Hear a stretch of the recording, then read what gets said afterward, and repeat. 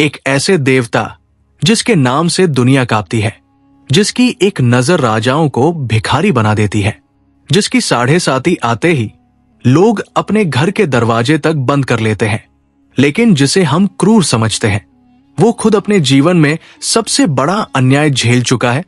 ये कहानी न्याय के देवता की है, जिसके साथ खुद कभी न्याय नहीं हुआ। ये कहानी है शनिदेव की।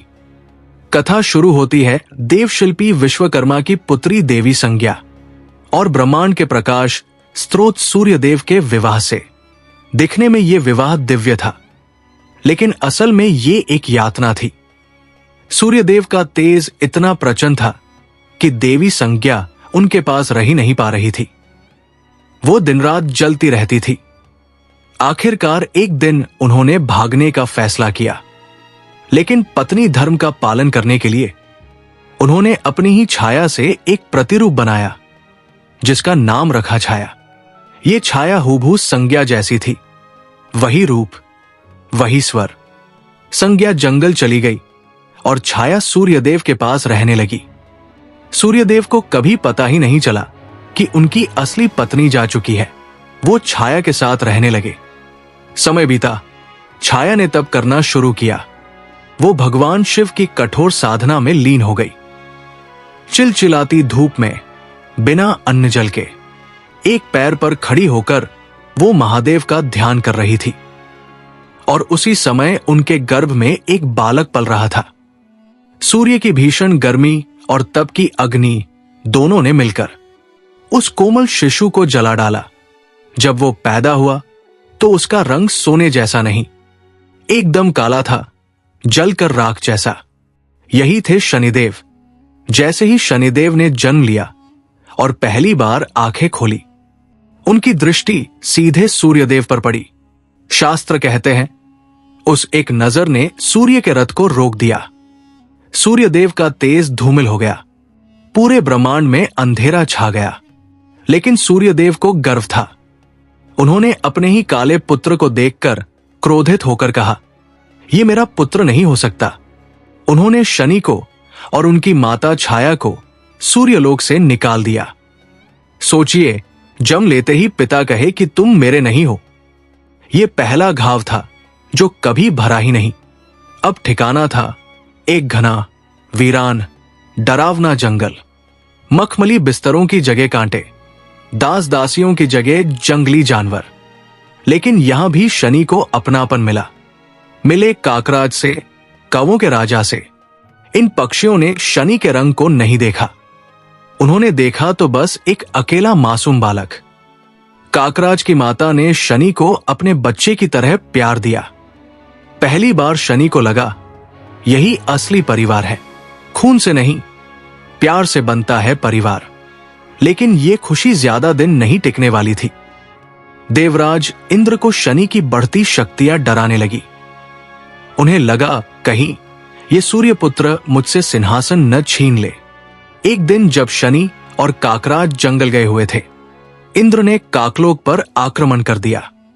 ये युद्ध नहीं था, ये नरसंहार था। उन बेजुबान पक्षियों पर वज्र गिराए गए, घोंसले जलाए गए। वही माता जिसने शनि को गोद दी थी, वो भी मारी गई। जब शनि वापस लौटे तो उनके सामने लाशों का ढेर था और राख। जिस परिवार ने उन्हें अपनाया था, वो उनकी आंखों के सामने मिट चुका था। उस दिन शनि का दुख खत्म हुआ और उसकी जगह क्रोध ने ले ली।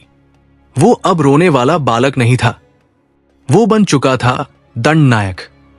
उन्होंने अपनी आधी शक्ति काकराज को दे दी और उसी कौवे पर सवार होकर स्वर्ग की ओर चल दिए। स्वर्ग में देवता सोमरस पी रहे थे। उन्हें पता भी नहीं था कि मौत उनके दरवाजे पर है। शनि ने कोई अस्त्र नहीं उठाया, बस अपनी वक्र दृष्टि उठाई। एक नजर में देवताओं के हाथ पैर जवाब दे गए। उनके अस्त्र जमीन पर गिर पड़े। शनि ने वही अस्त्र उठाए और स्वर्ग में कहर मचा दिया। इंद्र भाग रहे थे। सूर्यदेव आए तो शनि ने उन पर भी वही नजर डाल दी। सूर्य की किरणें ठंडी पड़ गई। सूर्य खुद काले पड़ गए। जिस रंग को देखकर सूर्यदेव ने शनि को ठुकराया था, आज वही रंग सूर्य पर चढ़ गया। इस त्राही त्राही के बीच देवता कैलाश पहुंचे। महादेव ने आकर शनि को रोका, लेकिन शनि उस समय अंधे हो चुके थे दर्द और क्रोध से। उन्होंने महादेव को भी टोका और आवेश में अपनी दृष्टि स्वयं शिव पर डाल दी। तब महादेव ने अपना तीसरा नेत्र खोला। उसकी हल्की सी ऊर्जा शनि पर लगी और वो घायल होकर पृथ्वी पर एक पीपल के पेड़ पर जा गिरे। लेकिन महादेव ने उन्हें मारा नहीं। उन्होंने शनि के सिर पर हाथ रखकर कहा, पुत्र, तुम्हारे साथ अन्याय हुआ, सच है, लेकिन तुम जो कर रहे हो वो न्याय नहीं, प्रतिशोध है। न्याय दंड देता है सुधारने के लिए, प्रतिशोध दंड देता है मिटाने के लिए। शिव के इन शब्दों ने शनि को बदल दिया। शनि ने उसी पीपल के नीचे तप किया, इतनी कठोर तपस्या की कि महादेव प्रसन्न हुए और उन्हें कर्म फलदाता ब्रह्मांड का न्यायाधीश बना दिया। बाद में उनका विवाह हुआ। लेकिन शनि अब न्याय और ध्यान में इतने डूबे थे कि अपनी पत्नी को समय ही नहीं दे पाते थे। एक रात पत्नी प्रेम और संतान की इच्छा लेकर उनके पास आई। उन्होंने पुकारा, स्पर्श किया, लेकिन शनि की समाधि नहीं टूटी। अपमानित होकर पत्नी ने क्रोध में कहा, मैं जिस नजर के लिए तरस रही हूं, अब वो नजर जिस पर भी पड़े उसका सर्वनाश हो जाए। शनि का ध्यान टूटा। उन्हें श्राप का पता चला। वे चाहते थे कि ये श्राप वापस ले लिया जाए, लेकिन ब्रह्मा का वचन, एक बार मुख से निकला श्राप वापस नहीं लौटता।